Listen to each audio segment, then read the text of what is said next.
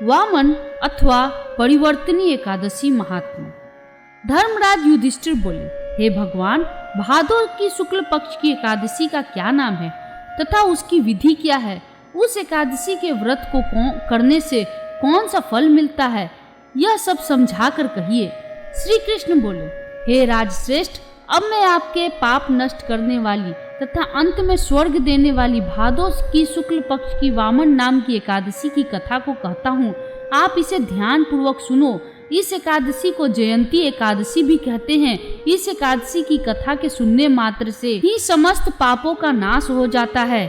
इस एकादशी के व्रत का फल वाजपेयी यज्ञ के फल से भी अधिक है। इस जयंती एकादशी की कथा से नीच पापियों का उद्धार हो जाता है।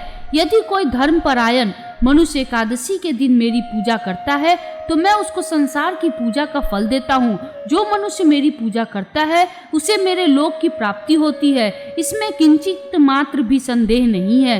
जो मनुष्य इस एकादशी के दिन श्री वामन भगवान की पूजा करता है वो तीनों देवताओं अर्थात ब्रह्मा विष्णु महेश की पूजा करता है। जो मनुष्य इस एकादशी का व्रत करते हैं उन्हें इस संसार में कुछ भी करना शेष नहीं रहता।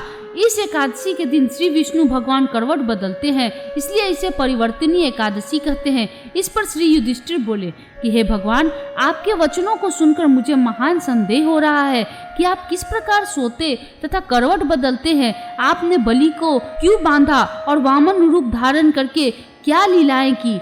चातुर्मास व्रत की विधि क्या है? आप अपने शयन करने पर मनुष्य का क्या कर्तव्य है, सो सब विस्तार पूर्वक कहिए। श्री कृष्ण भगवान बोले, हे राजन, अब आप पापों को नष्ट करने वाले कथा का श्रवण करो। त्रेता युग में बलि नामक एक दानव था। वह अत्यंत भक्त, दानी, सत्यवादी तथा ब्राह्मणों की सेवा करने वाला था। वह सदैव यज्ञ तप आदि किया करता था। वह अपनी भक्ति के प्रभाव से स्वर्ग में इंद्र के स्थान पर राज्य करने लगा। इंद्र तथा अन्य देवता इस बात को सहन न कर सके और भगवान के पास जाकर प्रार्थना करने लगे। अंत में भगवान ने वामन रूप धारण किया। मैंने भगवान तेजस्वी ब्राह्मण बालक के रूप में राजा बलि को जीता। इस पर राजा युधिष्ठिर बोले कि हे जनार्दन, आपने वामन रूप धारण करके उस बलि का किस प्रकार जीता, सो सब विस्तार पूर्वक समझाइए। श्री कृष्ण भगवान बोले, हे राजन, मैंने वामन का रूप धारण करके राजा बलि से याचना की कि हे राजन, तुम मुझे 3 पैर भूमि दे दो, इससे तुम्हारे लिए 3 लोक दान का फल प्राप्त होगा।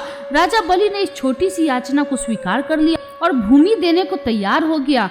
तब मैंने अपने आकार को बढ़ाया और भूलोक में पैर, भुवन लोक में जंघा, स्वर्ग लोक में कमर, महलोक में पेट, जन लोक में हृदय, तप लोक में कंठ और सत्य लोक में मुख रखकर अपने सिर को ऊंचा उठा लिया। उस समय सूर्य, नक्षत्र, इंद्र तथा अन्य देवता मेरी स्तुति करने लगे।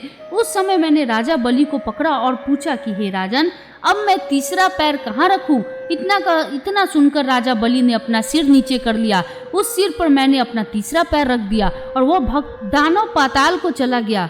जब मैंने उसे अत्यंत विनीत पाया तो मैंने उससे कहा कि हे बलि, मैं सदैव तुम्हारे पास रहूंगा। भादो के शुक्ल पक्ष की परिवर्तनी नामक एकादशी के दिन मेरी एक प्रतिमा राजा बलि के पास रहती है और एक क्षीर सागर में शेषनाग पर शयन करती रहती है। इस एकादशी को विष्णु भगवान सोते हुए करवट बदलते हैं। इस दिन त्रिलोकी के साथ श्री विष्णु भगवान की पूजा की जाती है। इसमें चावल और दही सहित चांदी का दान किया जाता है।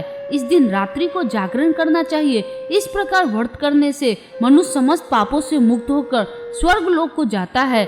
वह स्वर्ग लोक में जाकर चंद्रमा के समान सदैव प्रकाशित होते रहते हैं। उनको इस लोक तथा परलोक दोनों में यश मिलता है। जो इन पापों को नष्ट करने वाली कथा को सुनते हैं उन्हें अश्वमेध का फल मिलता है।